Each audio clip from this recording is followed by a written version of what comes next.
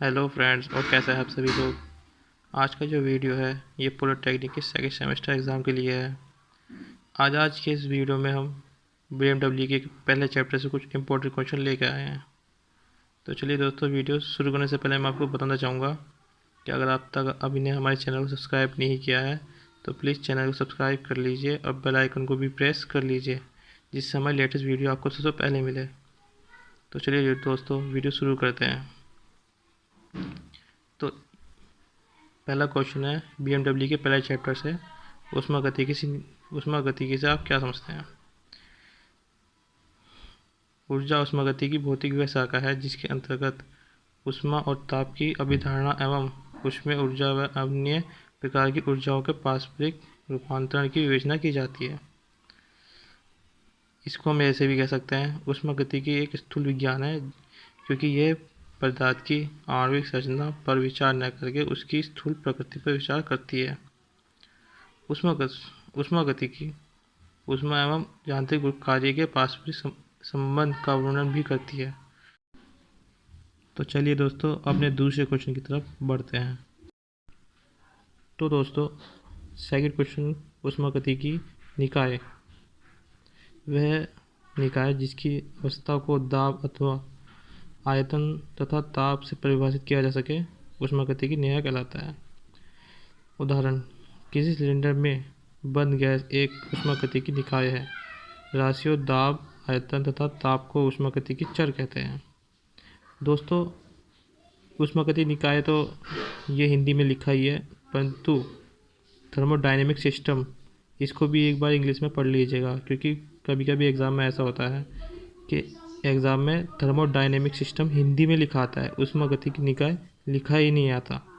तो मेरे एग्ज़ाम में भी ऐसा क्वेश्चन एक आया था, तो मैंने 5-10 मिनट तक को देखा और सोचा, तो फिर क्वेश्चन को मैंने करना शुरू करा। तो चलिए दोस्तों, अपने नेक्स्ट क्वेश्चन की तरफ चलते हैं।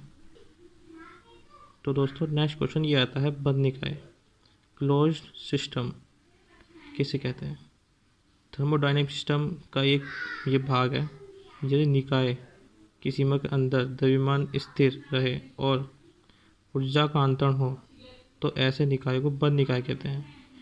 दोस्तों, हम इसे ऐसे भी समझ सकते हैं, एक सिलेंडर में किसी फ्लूइड की मात्रा सिलेंडर तथा पिस्टन के बीच रखी जाए तो यह बंद निकाय है। ये चित्र है, इसे चित्र अच्छी तरह से पेंसिल से के एग्ज़ाम में बना गया ना, तो आपको ये 5 नंबर क्वेश्चन आता है। इन दोनों में से तीनों मिला के, तो इनमें से आपको पूरे नंबर मिलेंगे। तो चलिए दोस्तों, अगले नेक्स्ट क्वेश्चन की तरफ चलते हैं।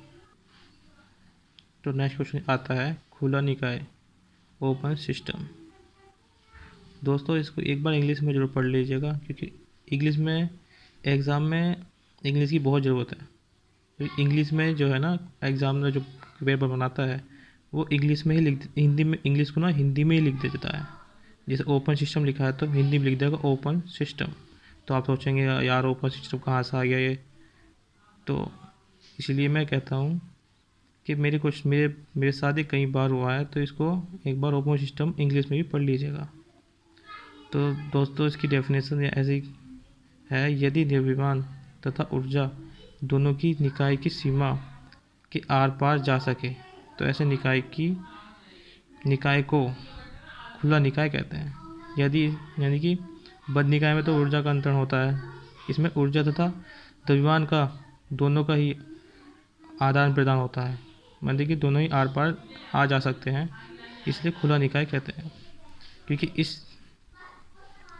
क्योंकि इस निकाय में द्रव्यमान तथा ऊर्जा दोनों का अंतरण होता है, अतः निकाय के द्रव्यमान का स्थिर रहना आवश्यक नहीं है ना दोस्तों, इसके द्रव्यमान का स्थिर रहना आवश्यक नहीं है।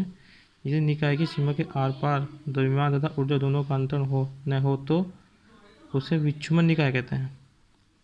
देखिए दोस्तों, समझिएगा, यदि द्रव्यमान और ऊर्जा दोनों का अंतरण न हो तो सीमा के बाहर, तो उसे विक्षेपण निकाय कहते हैं।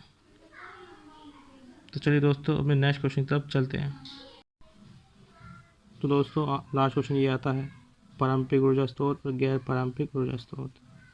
ये क्वेश्चन एग्ज़ाम में कई बार पूछे गए हैं, तो आपको इनके बारे में कुछ आपको बता देता हूँ।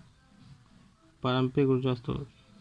पारंपरिक ऊर्जा स्रोत वे स्रोत हैं जिनका उपयोग हम काफ़ी समय से करते आ रहे हैं और प्रकृति में इनके सीमित भंडार हैं और इनके निरंतर प्रयोग के कारण इनके भंडारों के समाप्त होने की संभावना है, जैसे कोयला, तेल, गैस आदि। और गैर पारंपरिक ऊर्जा स्रोत वे हैं जिनका प्रयोग हम कुछ समय से करते आ रहे हैं या अभी तक बिल्कुल प्रयोग किया ही नहीं गया और प्रकृति में इनके असीमित भंडार हैं, जैसे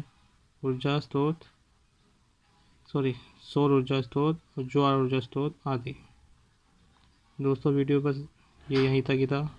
अगर वीडियो को आपको पसंद आई तो प्लीज़ लाइक कीजिए, शेयर कीजिए और कमेंट कीजिए।